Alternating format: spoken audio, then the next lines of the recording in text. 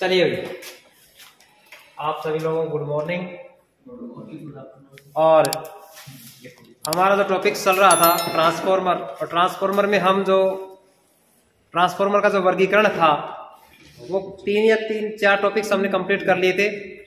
जहाँ पे हमारे पास इंस्ट्रूमेंट ट्रांसफॉर्मर था, इंस्ट्रूमेंट ट्रांसफॉर्मर के अंदर हमारे पास सीटी और पीटी दोनों कंप्लीट कर लिए थे, और ऑटो ट्रांसफॉर्मर भी हमने कंप्लीट कर लिया था। और ऑटो ट्रांसफॉर्मर में से भी जो क्वेश्चंस आते हैं वो हमने अच्छे तरीके से देख लिए। करंट और पोटेंशियल के अंदर भी जो क्वेश्चंस आए हुए हैं उनके बारे में भी आप लोगों को बता दिया गया है। फिर भी आप लोगों ने नहीं देखा है, नहीं समझा है, तो आप लोग पिछली क्लास को देख सकते हो। ठीक है, तो आप लोग ज्यादा से ज्यादा अपने क्लास को शेयर करिए। और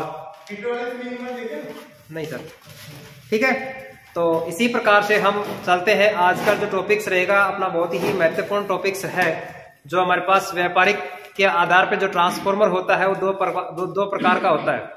ठीक है, जो व्यापारिक का मतलब क्या होता है कि जैसे हमारे पास एक तो होता है पावर और एक होता है डिस्ट्रीब्यूशन। ठीक है, पावर और डिस्ट्रीब्यूशन ट्रांसफॉर्मर दोनों के अंदर जो अंतर होता है वो कितने केवी क्षमता के लिए बनाए जाते हैं और कितनी कैपेसिटी के लिए बनाए जाते हैं, क्योंकि उसकी जो इफिशियंसी होती है, दक्षता होती है, वो कितनी होती है। ठीक है, और उसके बाद में जो हमारे पास जो डिस्ट्रीब्यूशन ट्रांसफॉर्मर और पावर ट्रांसफॉर्मर के जो मुख्य जो भाग होते हैं उनके बारे में पढ़ेंगे। ठीक है, जहां से हमारे पास क्वेश्चंस देखने को मिलते हैं ज्यादा से ज्यादा। और आपका जो इलेक्ट्रिकल जो पार्ट होता है, जो अपने आईटीआई के अंदर अगर बात हम करते हैं तो transformer very very important chapter होता है। ठीक है, क्योंकि अपने जो इलेक्ट्रिशियन से जो आईटीआई करता है तो सबसे ज्यादा फोकस ट्रांसफॉर्मर के ऊपर किया जाता है, और ट्रांसफॉर्मर ही एक विद्युत विभाग के लिए, और ज्यादा अगर अपन क्या करते हैं टेक्निकल हेल्पर के लिए ज्यादा फोकस करते हैं इलेक्ट्रिशियन वाले। क्यों करते हैं? क्योंकि ताकि हमारे घर की घर जॉब मिल जाए। समझ रहे हो बात को? इसी वजह से इस ट्रांसफॉर्मर को ज्यादा से ज्यादा आप लोगों को अच्छे तरीके से समझना है। और ऐसी बात नहीं, ट्रांसफॉर्मर अगर आप चाहो ना तो आप बिल्कुल अपनी अंगुलियों पर ट्रांसफॉर्मर को याद कर सकते हो, इतना कोई खास बात नहीं, लेकिन इस चीज को समझना पड़ेगा आपको। वही बात है कि जो चीजें हम आप लोगों को बताते हैं, रटी हुई चीज आप लोगों को याद नहीं होगी। जो चीज को समझोगे तो क्लियर आप लोगों को अच्छी तरीके से समझ में आ जाएगी। आप लोगों को बिल्कुल अंगुलियों पे कि भाई इस अंगुली के ऊपर कौन से ट्रांसफॉर्मर की भाग को हम दर्शा सकते हैं। समझ रहे हैं मेरी बात को? कहने का मतलब यहाँ पे ये है कि आप लोगों को इसके अंगुलियों के ऊपर याद हो जाएगी, इस अंगुली के ऊपर रखे हमने तो ये इस अंगुली के ऊपर क्या चीज होना चाहिए, ऐसा आप लोगों को याद करना है। ठीक है ना? तो आज हमारा जो टॉपिक्स रहेगा ट्रांसफॉर्मर का वर्गीकरण में, हमारे पास आज 7वीं क्लास है। उस 7वीं क्लास के अंदर ट्रांसफॉर्मर का जो व्यापारिक के आधार पर ट्रांसफॉर्मर की बात करेंगे। टॉपिक्स हमारा है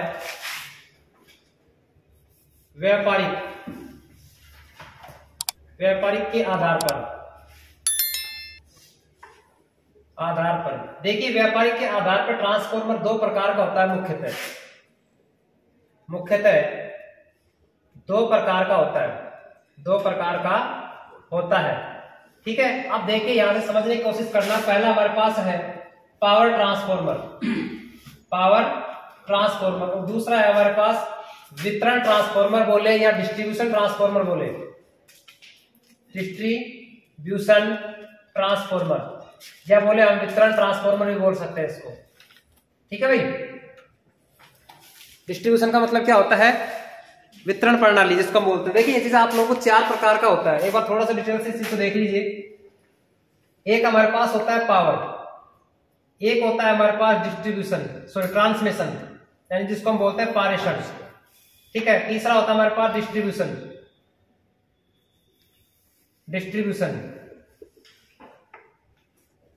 और नेक्स्ट होता है हमारे पास डिस्ट्रीब्यूटर, और नेक्स्ट होता है हमारे पास डिस्ट्रीब्यूटर यानी सर्विस लाइन। ठीक है, पावर जहां से विद्युत का जनरेशन किया जा रहा है, ये लिखना नहीं आप लोगों को। पावर का मतलब यहाँ पे होता है जहां पे विद्युत का जनरेशन किया जाता है। ठीक है, जहां पे विद्युत का उत्पादन किया जाता है, उसके बाद में इस विद्युत का उत्पादन करने के बाद में उसको क्या करते हैं, एक जगह से दूसरी जगह पर क्या करते हैं, उसका स्थानांतरित किया जाता है। करते हैं ना भाई? जैसे मान लें सपोज यहाँ पे हमने क्या बनाया, विद्युत बनाई है, और इस विद्युत को हम यहाँ से कहीं दूसरी जगह 500 किलोमीटर 1000 किलोमीटर दूर लेके जाना है अपन को। ठीक है, तो क्या करेंगे, उसका हम ट्रांसमिशन करेंगे, इसका पारेषण करते हैं ना। यानी कि ट्रांसमिशन का मतलब यानी कि एक जगह से दूसरी जगह पर उसको स्थानांतरित करना। ठीक है, उसके बाद में हमारे पास क्या होता है, पारेषण के बाद में जैसे जहां से बिजली उत्पादन हो रही है और अपने घर तक जो बिजली पहुंच रही है, डिस्ट्रीब्यूशन जहां से मतलब जो सब स्टेशन जिसको हम बोलते हैं सब स्टेशन, GSS जिसको हम बोलते हो ना। जैसे अपने सपोज अपने गांव की बात करता हूं तो अपने जैसे बाजार का जो पावर हाउस होता है, जो डिस्ट्रीब्यूशन है, वहां से हमारे पास डिस्ट्रीब्यूशन के बाद में क्या करता है, फीडर के रूप में डिवाइड होता है। इसके रूप में होता है, फीडर के रूप में होता है। फीडर के बाद में किसके पास जाता है, डिस्ट्रीब्यूटर के पास जाता है। तो डिस्ट्रीब्यूटर कौन है, हम है। डिस्ट्रीब्यूटर का मतलब क्या होता है, उपभोक्ता। क्या होता है, उपभोक्ता। और किसके माध्यम से जाती है, सर्विस लाइन के माध्यम से। सर्विस लाइन क्या होती है कि डिस्ट्रीब्यूटर से यानी कि और अपने घर के जो मीटर होता है, KWH होता है, वहां तक जो सप्लाई पहुंच रही है, ठीक है, वहां उसको हम बोलते हैं सर्विस लाइन। ठीक है, डिस्ट्रीब्यूटर जहां से फीडर से और उपभोक्ता तक पहुंच रही है उसको हम बोलते हैं फीडर बोला जाता है, या डिस्ट्रीब्यूटर बोल सकते हैं। ठीक है भाई, तो ये थे हमारे पास कुछ फैक्ट थे, ये आप लोगों को याद करना है। बात हम यहाँ पे कर रहे हैं पावर और डिस्ट्रीब्यूशन ट्रांसफार्मर की। देखिए पावर का मतलब क्या होता है कि जहां पे विद्युत का जनरेशन किया जा रहा है, और दूसरी बात जनरेशन करने के बाद में इसकी जो केवीए क्षमता होती है, पावर की कितनी होती है, केवीए क्षमता, 200 केवीए क्षमता। बात हम पहले पॉइंट की कर रहे हैं पावर ट्रांसफार्मर की। ठीक है भाई, पावर ट्रांसफार्मर जहां पे विद्युत का जनरेशन करने के बाद में और हमारे घर तक पहुंचता है। ठीक है, ओनली पावर की बात कर, जहां पे विद्युत का जनरेशन किया जा रहा है, यानी विद्युत का उत्पादन किया जा रहा है। ठीक है, वहां उसको हम बोलते हैं पावर। ठीक है, यानी कि विद्युत उत्पादन हो रही है। लेकिन इसके अंदर पावर का मतलब इसकी जो केवीए क्षमता होती है, 200 केवीए क्षमता, यानी किलोवोल्ट एम्पियर। एक चीज ध्यान रखना कि ट्रांसफार्मर और जो अल्टरनेटर होता है, ट्रांसफार्मर और जो अल्टरनेटर होता है, इन दोनों की जो रेटिंग होती है वो हमेशा क्या होती है, केवीए होती है। क्या होती है, केवीए, यानी किलो वोल्ट एम्पियर। ठीक है, ट्रांसफार्मर और अल्टरनेटर दोनों की रेटिंग समान होती है। इसी प्रकार से ट्रांसफार्मर और अल्टरनेटर दोनों की जो कार्य प्रणाली होती है दोनों की सेम सी होती है, बस अंतर केवल जितना होगा उसकी जो इफिशियंसी के ऊपर डिपेंड करता है। ठीक है, और फ्रीक्वेंसी के ऊपर करता है। घूर्णन गति अल्टरनेटर करता है, लेकिन ट्रांसफार्मर कोई घूर्णन करने वाला पार्ट नहीं होता है। ठीक है भाई, इस प्रकार से इसकी जो रेटिंग होती है 200 केवीए क्षमता तक बनाई जाती है। और इसके जो संयोजन होते हैं, संयोजन का मतलब समझ रहे हैं, यहाँ पे इसका जो कनेक्शन की बात करते हैं, प्राइमरी जो वाइंडिंग होती है, प्राइमरी वाइंडिंग इसमें होती है, स्टार में होती है। ठीक है, और इसकी सेकेंडरी वाइंडिंग इसमें होती है, डेल्टा में होती है। ठीक है, अब इसी प्रकार से हम कह सकते हैं कि पावर ट्रांसफार्मर के अंदर जब सेकेंडरी वाइंडिंग अगर डेल्टा के अंदर है तो हम क्या नहीं कर सकते, न्यूट्रल पॉइंट नहीं निकाल सकते ना। क्यों? क्योंकि सेकेंडरी वाइंडिंग अगर आप लोड से कनेक्टेड करते हैं तो हमारे लिए क्या चाहिए, न्यूट्रल पॉइंट चाहिए ना। इसी वजह से इसका प्रयोग केवल किस में करते हैं हम, जहां पे जनरेशन किया जाता है वहां पे इसका प्रयोग किया जा सकता है। ठीक है, समझ गए बात। लेकिन बात यहाँ पे केवीए क्षमता के अनुसार ही हम बात कर रहे हैं, तो यहाँ पे 200 केवीए क्षमता के लिए बनाए जाते हैं। ठीक है, और इसके जो कनेक्शन होते हैं, प्राइमरी स्टार में होती है और सेकेंडरी इसकी डेल्टा में होती है। ये तो थी इसकी ओनली, ज्यादा कोई डिटेल नहीं है, बस केवल इस चीज को समझने की कोशिश करना कि पावर ट्रांसफार्मर होता क्या है। क्योंकि पावर यानी कि पावर को एक जगह से दूसरी जगह पर उसको स्थानांतरित करना है, जहां पे विद्युत जनरेशन है। थोड़ी देर के लिए मान लो आप, ये मैंने क्या बनाया, यहाँ पे एक जनरेशन है। क्या है, यहाँ पे जनरेशन है, यानी कि हमने क्या किया है, 3 तार निकलते हैं, 3 फेज की मैं बात कर रहा हूं। ठीक है, जहां से जनरेशन हो रही है वहां से भी हम केवल 3 फेज सप्लाई प्राप्त कर सकते हैं। डायरेक्ट सर्विस लाइन के लिए हम जोड़ सकते हैं।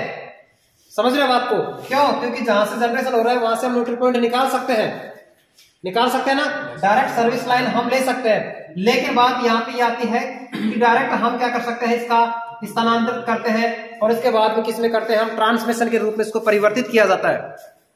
समझ रहे बात को? तो ट्रांसमिशन के रूप में इसको एक जगह से दूसरी जगह पर ले जाने का जो काम होता है इसका पावर का ही होता है। लेकिन बात यहाँ पे क्वेश्चन की आती है कि पावर ट्रांसफार्मर कितने केवीए क्षमता के लिए बनाए जाते हैं? 200 केवीए क्षमता के लिए बनाए जाते हैं।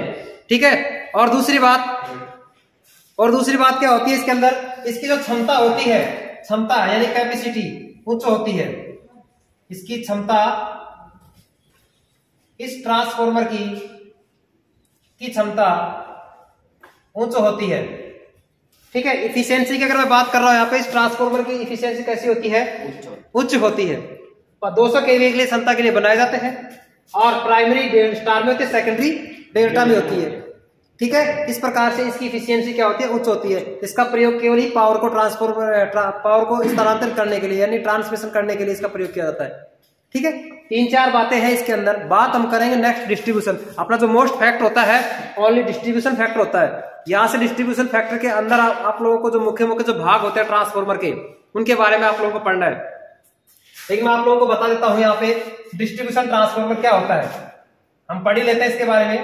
डिस्ट्रीब्यूशन ट्रांसफॉर्मर, देखिए डिस्ट्रीब्यूशन ट्रांसफॉर्मर क्या होता है कि ये सबसे पहले हम बात यहाँ पे करते हैं 5 केवीए से 2000 केवीए क्षमता के लिए बनाई जाती है। देखिए भाई, पावर ट्रांसफॉर्मर चीजें क्लियर हो गई ना। बात यहाँ पे केवल डिस्ट्रीब्यूशन ट्रांसफॉर्मर की होती है। ठीक है, एक क्वेश्चन और आ सकता है आपको ट्रांसफॉर्मर, जो पावर ट्रांसफॉर्मर है ना, उसके अंदर हम एक क्वेश्चन बना सकते हैं कि जैसे पावर ट्रांसफॉर्मर के अंदर जैसे ओनली हमारे पास जो वितरण प्रणाली होती है या ट्रांसमिशन प्रणाली होती है, उसके अनुसार हम वोल्टेज के मान को घटा और बढ़ा भी सकते हैं। समझ रहे हो बात को, वोल्टेज के मान को घटाना और बढ़ाने का काम भी कौन करता है, यहाँ पे ट्रांसफॉर्मर के पावर ट्रांसफॉर्मर में इसका प्रयोग किया जाता है। ठीक है, बात हमारे पास आती है यहाँ पे डिस्ट्रीब्यूशन ट्रांसफॉर्मर की। डिस्ट्रीब्यूशन ट्रांसफॉर्मर की जो रेटिंग होती है यानी कि 5 केवीए से 2000 केवीए तक की जो क्षमता के लिए इसका प्रयोग किया जाता है। क्वेश्चन आ सकता है ना। दूसरी बात, ये हमारे पास जो लो टेंशन होता है यानी कि जो एलटी होता है, एलटी का मतलब क्या होता है, लो टेंशन।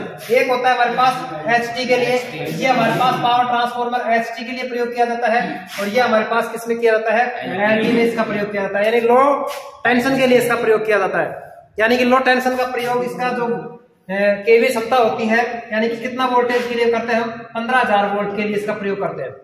यानी कि आप बोल सकते हैं कि जैसे 11000 हमारे पास सप्लाई आती है 3 फेज की, और इसकी जो क्षमता होती है 15000 केवीए तक हम इसका प्रयोग कर सकते हैं।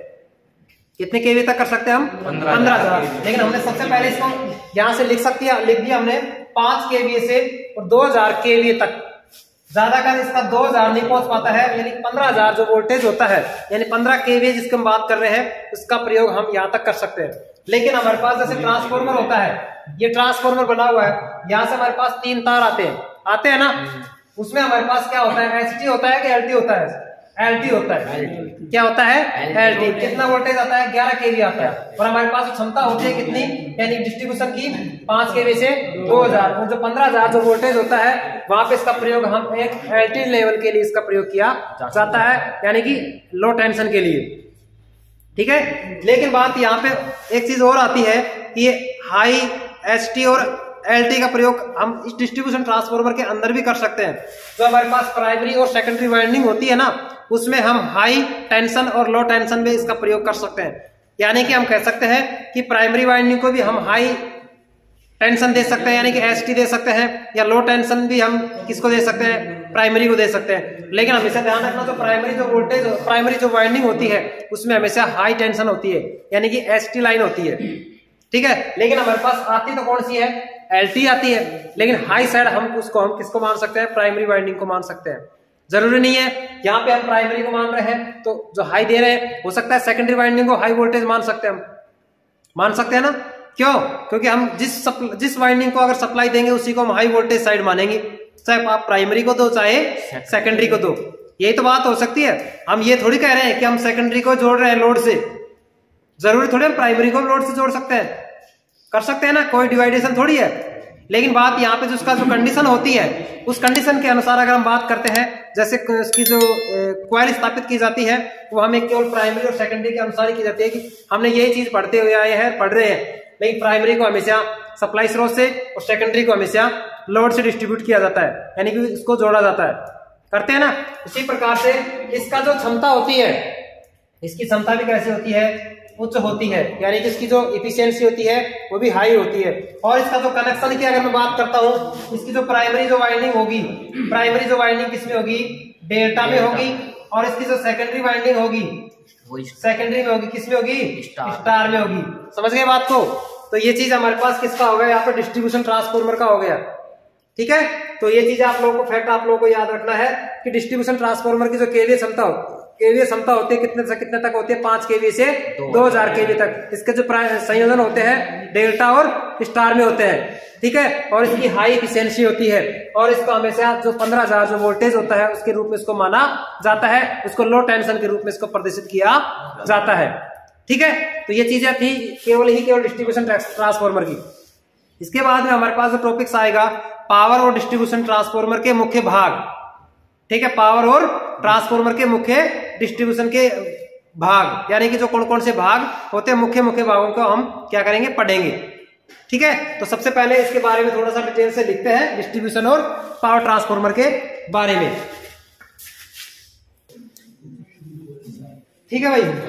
बात हम थी केवल व्यापारिक के आधार पर ट्रांसफार्मर 2 प्रकार का था, पावर ट्रांसफार्मर और डिस्ट्रीब्यूशन ट्रांसफार्मर। उसमें हमने पावर ट्रांसफार्मर भी पढ़ लिया और डिस्ट्रीब्यूशन ट्रांसफार्मर भी पढ़ लिया। अब हमारा टॉपिक्स आता है पावर और डिस्ट्रीब्यूशन ट्रांसफार्मर के मुख्य भाग कौन कौन से होते हैं, जो मुख्य भागों के बारे में हम पढ़ेंगे, ठीक है। तो टॉपिक्स है हमारा पावर तथा डिस्ट्रीब्यूशन ट्रांसफार्मर के मुख्य भाग कौन कौन से होते हैं, ठीक है। अब देखिए सबसे पहले हम बात करते हैं मुख्य भागों की, ठीक है। और मुख्य भागों में भी जो चीजें आती है थोड़ा सा अपन एक स्ट्रक्चर बनाते हैं ओनली जो समझने के लिए, ठीक है। ये हमारे पास एक ट्रांसफार्मर है, क्या है ये, ट्रांसफार्मर है। और ये हमने क्या लगा दिया, ऊपर एक कंजर्वेटर लगा दिया, ये हमने कंजर्वेटर लगाया है, ठीक है। और ये हमारे पास टर्मिनल है 3, ठीक है। और ये हमारे पास लगी हुई है एक रिले, जिसको हम बोलते हैं बकलोज रिले। और ये हमारे पास है कोर,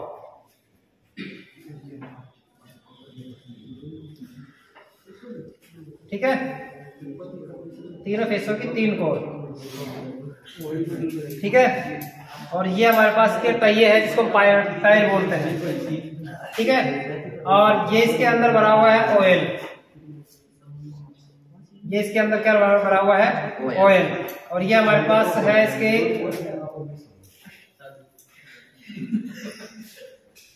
ये टर्मिनल्स हो गए इसके,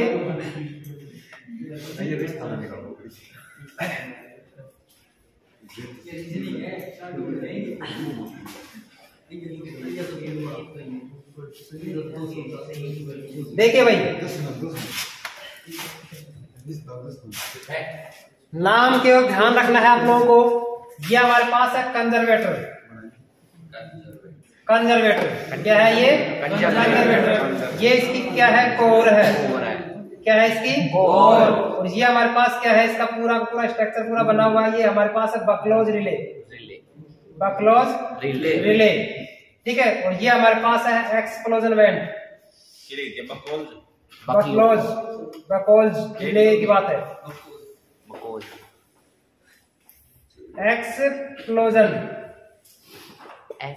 एक्सप्लोजन वेंट, ठीक है। और ये हमारे पास है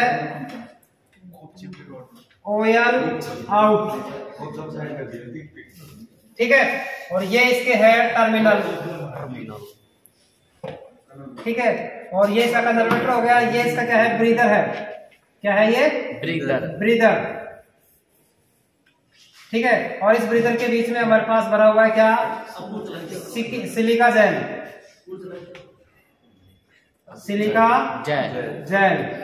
ठीक है। सिलिका जेल टर्मिनल हो गया, ऑयल आउट हो गया, ये टर्मिनल्स हो गए, कंजर्वेटर हो गया, एक्सप्लोजन वेंट हो गया, बकलोज की कोर हो गई। और इसके बाद में हमारे पास इसके ऊपर जो वाइंडिंग होती है इसको हम बोलते हैं क्या, वाइंडिंग, ठीक है। और इसको हम बोलते हैं क्या, एचटी साइड बोलते हैं, क्या बोलते हैं इसको, एचटी साइड बोलते हैं। और ये हमारे पास जो बाहर निकलते हैं टर्मिनल से, जो 4 तार बाहर निकलते हैं, 3 फेज की मैं बात कर रहा हूँ, ठीक है। ये 4 तार हमारे पास बाहर निकल के आए हैं। ये हमारे पास क्या हो गया, इसका एल्टी साइड हो गया, यानी कि जो हमारे पास उसका कनेक्शन की बात कर रहे हैं यहाँ पे। ठीक है, तो देखिए जो मुख्य मुख्य भाग थे उनके बारे में हम समझते हैं एक बार। सबसे पहले हम ऊपर वाले भाग को देखते हैं, समझने की कोशिश करना। अगर आपके मुख्य मुख्य भाग हैं आप लोगों को यहीं से आप लोगों को समझ में आ जाएगी कि क्या होता है क्या नहीं होता है। ठीक है, देखिए सबसे पहले हम बात करते हैं इसके अंदर कंजर्वेटर की। कंजर्वेटर क्या होता है कि जैसे मान लिया कि ये मुख्य टैंक है, ये क्या है, मुख्य टैंक है, और इस मुख्य टैंक के अंदर क्या भरा हुआ होता है, ऑयल। क्या भरा हुआ होता है, ऑयल। और इसके अंदर भी क्या होता है, ऑयल होता है। क्या होता है, ऑयल होता है, लेकिन ये आधा भरा हुआ होता है, पूरा नहीं होता है। क्या होता है, आधा भरा हुआ होता है। अब देखिए जैसे हम इस ट्रांसफॉर्मर को हम क्या दे रहे हैं, ये हमारे पास टर्मिनल है, ठीक है, और ये हमारे पास इसके जो ऊपर आप लोगों ने देखा होगा पीतल की बनी हुई होती है, इसमें टोपी लगी हुई होती है ना, ये कैसी बनी होती है, पीतल की बनी होती है। और इसके नीचे जो बुशिंग होती है वो बुशिंग किसकी होती है, किसकी, कॉपर के होते हैं। लेकिन बुशिंग के नीचे हमारे पास एक जो चीनी मिट्टी का जो पोर्सलिन बना हुआ होता है, जैसे उसके ऊपर पानी गिरता है, बारिश का पानी गिरता है तो सीधा सीधा गिर के नीचे गिर जाता है, उस इंसुलेटर के ऊपर नहीं रुकता है। इसको एक विद्युत रोधक के रूप में कार्य करवाता है। ठीक है, इसको चालक के रूप में कार्य अगर तब करेगा जब वो पानी एक जगह से रुक जाएगा तो करंट का प्रभावित होना स्वाभाविक है, तो करंट का झटका लग सकता है। इस वजह से हमारे पास क्या लगे होते हैं, इंसुलेटर लगा हुआ होता है ना। अब देखिए जैसे इसको सप्लाई आ रही है 11,000 वोल्टेज इसको हम दे रहे हैं, ठीक है, हो सकता है 11 से ज्यादा भी हो सकता है, मैं ही नहीं कह रहा हूं 11,000, हो सकता है 33,000 वोल्टेज भी हो सकता है, 132 भी हो सकता है। बड़े बड़े जो ट्रांसफॉर्मर होते हैं उनमें सारी चीजें लगी हुई होती है।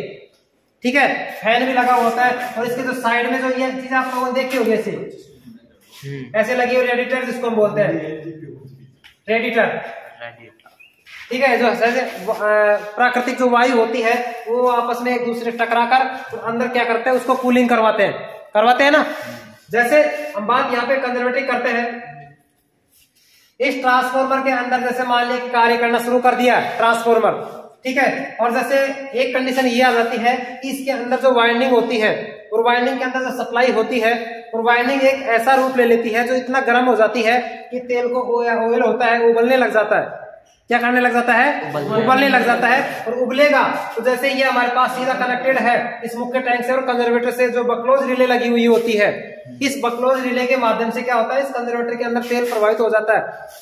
इसके अंदर फालतू है, ठीक है, अरे मेरी जेब में 10 रुपए है, ठीक है, मैं सामान लेके आ रहा हूं, ठीक है, और मेरे पास एक्स्ट्रा बच गए 2 रुपए, तो मैं किसी से दूसरे को दे सकता हूं ना, हेल्प के लिए दे सकता हूं। वो चीज यहाँ पे है कि जैसे ये चीजें है, यहाँ से एक्स्ट्रा ऑयल कंजर्वेटर के अंदर प्रभावित हो सकता है, ठीक है। और जैसे मान लिया कि जैसे इस ट्रांसफॉर्मर को ठंडा होने के लिए, यानी सप्लाई को बंद हो जाने के बाद में ये ऑयल या क्या होगा, ठंडा होगा, सुखड़ेगा ठंडा होने के बाद में। तो स्थिति एक ही आ जाएगी, पहले हमने ऑयल यहाँ तक भर रखा था, हो सकता है कंडीशन ये भी आ जाएगी ऑयल यहाँ से यहाँ तक भी पहुंच सकता है, इतना ऑयल क्या हो गया, खत्म हो गया, हुआ कि नहीं हुआ, उबलता है तो भाई खराब तो होता ही है ना। इसी प्रकार से यहाँ से और यहाँ तक की जो ऑयल की जो पूर्ति करने के लिए इस कंजर्वेटर के अंदर जो ऑयल होता है वो ऑयल क्या करता है, इस बकलोज रिले के माध्यम से तेल की पूर्ति करता है।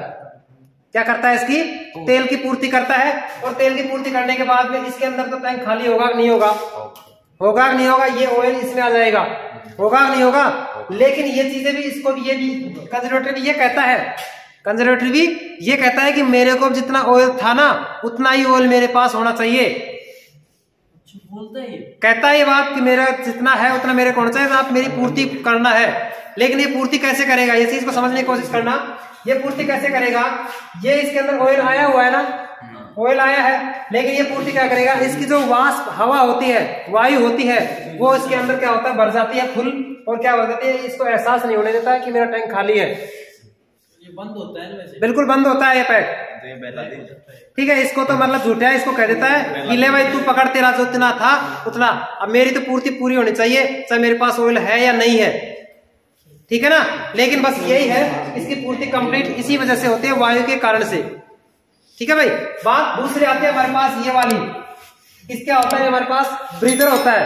क्या होता है, ये ब्रीदर होता है। और ब्रीदर का मुख्य कार्य क्या होता है कि ये जो वायु थी ना, वायु ये प्रवेश कर रही थी, ये जो खाली हो रहा था टैंक कंजर्वेटर, इसकी पूर्ति कौन करवाता है, यहाँ से ब्रीदर से हवा जाती है सीधी, और ये इसकी हवा क्या करता है, इसको पूर्ति करवाता है कि भाई तेरा टैंक खाली नहीं होने देंगे, हम तेरे को पूरा रखेंगे यहाँ पे, ठीक है। इस ब्रीदर के माध्यम से इसके बीच में हमारे पास एक ब्रीदर लगा होता है, बीच में हमारे पास नीचे छेद लगा हुआ होता है। देखा होगा आपने, एक जैसे फिल्टर सा होता है ना, और नीचे से हवा जाती है और इसके बीच में क्या भरा हुआ होता है, सिलिका जेल भरा हुआ होता है। और सिलिका जेल का रंग हमारे पास स्टार्टिंग के अंदर कैसा होता है, सफेद होता है, गुलाबी सफेद होता है, ठीक है, सफेद। और जैसे ही हवा को प्रवेश करवाता है, अंदर खींचता है, तो क्या करेगा, इसके नमी अवशोषित होती है। अरे तो सीधी हवा आप खींचा, ठीक है, एक फिल्टर करके आप खींचा, तो ये जो सिलिका जेल है वो क्या करता है, वायु को शुद्ध करता है, इस वायु को फिल्टर करता है, ठीक है ना। उसी प्रकार से जैसे वायु को खींचेगा तो नमी को अवशोषित कर रहा है ना, तो नमी को अवशोषित करने के बाद में सिलिका जेल का रंग कैसा होता है, गुलाबी, हल्का गुलाबी जिसको हम बोलते हैं, या हम आसमानी बोल सकते हैं, आसमानी, ठीक है। लेकिन थोड़ा समझने की कोशिश करना कि हवा कैसे किस प्रकार से फिल्टर होता है। ओनली फिल्टर करने का मतलब यहाँ पे जो ब्रीदर लगा हुआ होता है ना, वो ब्रीदर क्या करता है, हवा को अवशोषित करके उसको फिल्टर करता है। जैसे ऐसे मान लो एग्जांपल तौर पे, ये अपना सर है, ये क्या है, कंजर्वेटर है, ये क्या है, कंजर्वेटर है। और जो यहाँ से हमारे पास बॉडी है, ये मुख्य टैंक है, ठीक है। और ये हमारा जो नाक है, नाक, ये हमारे पास ब्रीदर है, ये क्या है, ब्रीदर है। जैसे नाक के अंदर आप लोगों ने बाल देखे है ना, बाल देखे सभी ने, अपने सभी के बाल होते हैं, और ये बाल क्या है, एक सिलिका जेल की तरह, अरे बातें नहीं, सिलिका जेल की तरह काम करता है। मिट्टी के कणों को नहीं जाने देते, जैसे धूल मिट्टी होती है उसको वहीं के वहीं रोक देता है, ये बाल रोकते हैं ना, उसको मतलब वायु को फिल्टर करके अंदर अपने फेफड़ों तक पहुंचाता है। तो वही काम केवल इसका है, ब्रीदर का है। जैसे अपने मस्तिष्क के अंदर जो प्रवेश होती है वायु, ऐसे थोड़ी डायरेक्ट उसको प्रवेश करवा रहा है, ऐसे थोड़ी होता है। इसको फिल्टर करके, जैसे अपने पास नाक किसी का बहने लग जाता है, बहने लग जाता है ना, वो एक सिलिका जेल के रूप में बहता है। किसके रूप में बहता है, सिलिका जेल के रूप में बहता है। और सिलिका जेल भी ऐसा ही होता है जैसे अपने पास नाक बहता है, होता है ना। तो वो चीज, इसको सिलिका जेल समझने की बस एग्जाम्पल तौर की बात ये थी, इसको समझने की कोशिश करना कि किस प्रकार से काम करता है ये, ठीक है ना। लेकिन ये चीज हमारे पास ब्रीदर के रूप में होता है। नेक्स्ट हमारे पास बात करते हैं हम बकलोज रिले का। अरे बात नहीं, बकलोज रिले का काम क्या होता है, यहाँ पे कंजर्वेटर से और मुख्य टैंक का जो आदान प्रदान होता है तेल का, वो किसका काम होता है, यहाँ पे बकलोज रिले का होता है। ये वाल्व लगा हुआ होता है, इसके अंदर क्या होता है, वाल्व। इसके अंदर ऑयल की कमी होगी ना, तो ऑटोमेटिकली वाल्व खुल जाता है और इसका तेल इसके अंदर आ जाता है। और इसके अंदर ज्यादा हो जाता है, उबलने लग जाता है, तो वाल्व ऑटोमेटिक खुल जाता है और तेल ऊपर की तरफ चला जाता है। तो ये तेल का, ऑयल का क्या करता है, आदान प्रदान करता है ना, दोनों आपस में एक दूसरे से जुड़े हुए हैं, ठीक है ना।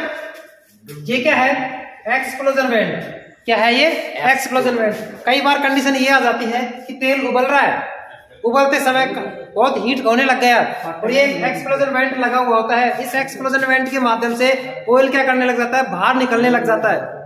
क्या करने लग जाता है, बाहर निकलने लग जाता है। जैसे आप उनको ओवर बोल देते हैं, क्या बोल देते हैं उसको, ओवर बोल देते हैं कि भाई मोटरसाइकिल ओवर हो गई तो पेट्रोल बाहर आने लग गया, हो जाता है वैसे। तो वो एक कंडीशन है हमारे पास एक्सप्लोजन वेंट की है, ठीक है।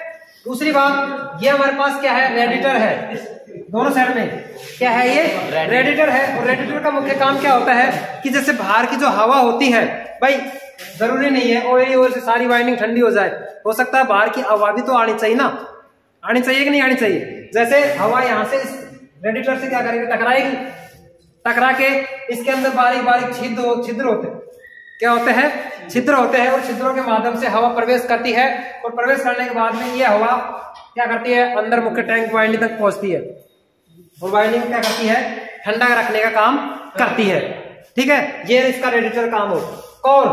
कोर का काम क्या होता है, इसके ऊपर प्राइमरी और सेकेंडरी वाइंडिंग स्थापित की जाती है। कोर क्या होती है, प्राइमरी और सेकेंडरी वाइंडिंग स्थापित की जाती है। और ये चीजें मैंने आप लोगों को पहले बता दिया कि कोर हमारे पास सिलिकॉन स्टील यानी लैमिनेटेड होती है ना, लैमिनेटेड सिलिकॉन स्टील की बनाई जाती है ताकि उसका एडी करंट लॉसेस और हिस्टेरिसिस लॉसेस को दूर किया जा सकता है, ठीक है। वाइंडिंग हमारे पास कौन कौन सी, प्राइमरी और सेकेंडरी वाइंडिंग, यानी प्राइमरी को हम सप्लाई स्रोत से जोड़ते हैं और सेकेंडरी को लोड से कनेक्टेड किया जाता है, यानी लोड से उसको जोड़ा जाता है। ये हमारे पास होएगा ऑयल, इसके अंदर भरा हुआ होता है। ऑयल भी हमारे पास दो प्रकार का होता है, एक हमारे पास सिंथेटिक होता है, एक होता है हमारे पास प्राकृतिक ऑयल होता है। सिंथेटिक का मतलब यानी कृत्रिम ऑयल जो हाइड्रोजन और हीलियम के द्वारा क्या किया जाता है, बनाया जाता है। यानी कि एक मानव के द्वारा हाथों से बनाया हुआ जो ऑयल होता है उसको हम बोलते हैं क्या, कृत्रिम ऑयल। ठीक है, सिंथेटिक ऑयल जिसको हम बोलते हैं। ठीक है भाई, तो इस प्रकार से ऑयल को भी इस प्रकार से किया जा सकता है। और ये ट्रांसफार्मर के अंदर हमारे पास जो 3-4 टर्मिनल बाहर निकलते हैं आउटपुट के रूप में, किसमें, आउटपुट के रूप में निकलते हैं। वो हमारे पास कनेक्शनों की बात करें तो प्राइमरी में हमारे पास था डेल्टा में संयोजन और सेकेंडरी में हमारे पास है स्टार में। क्यों, क्योंकि हमने 3 तार यहाँ से दिए हैं, 3 दे रखे हैं ना यहाँ से, और 4 तार हम बाहर निकाल रहे हैं। तो ये जो न्यूट्रल पॉइंट्स निकल रहा है यहाँ पे हमारे पास R, Y और B, ये R, Y, B होते हैं ना। तो इस प्रकार से न्यूट्रल पॉइंट जो निकाल रहा है वो ट्रांसफार्मर ही निकालता है। ट्रांसफार्मर कभी भी ऐसा काम नहीं करता है कि कभी भी डीसी पे काम नहीं करेगा, हमेशा कभी भी डीसी पे काम करेगा तो उसका जो इंडक्टिव जो रिएक्टेंस होता है वो क्या हो जाता है, शून्य हो जाता है।